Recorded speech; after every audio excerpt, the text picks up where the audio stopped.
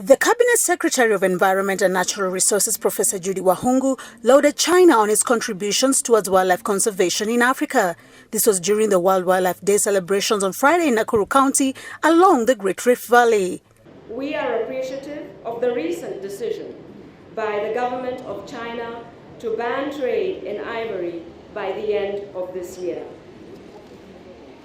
Professor Wakhungu said that her ministry was working closely with China following an MOU which they signed in 2013 to raise awareness against dangers of buying wildlife trophies last year. The news on China's ivory trade ban was received with much enthusiasm around the world. The Permanent Secretary of Environment and Natural Resources, Dr. Margaret Mwakema, said that China has a good working relationship with Kenya towards wildlife conservation. We're very excited about it.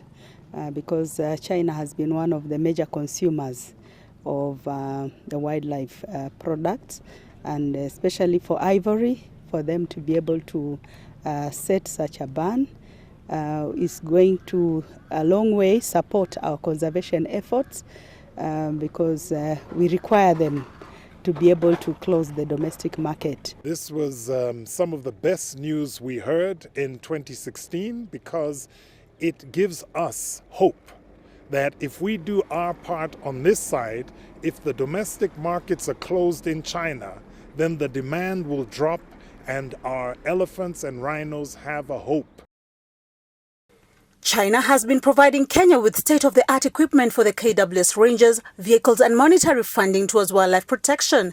Kitili Mbadi, the Director General of Kenya Wildlife Services at China, is willing to make efforts as awareness continues to be raised. We've had the occasion to take a number of Chinese dignitaries to some of our parks, and whenever they see a giraffe in the wild or a rhino in the wild or an elephant in the wild, they are always amazed and really become conservation warriors.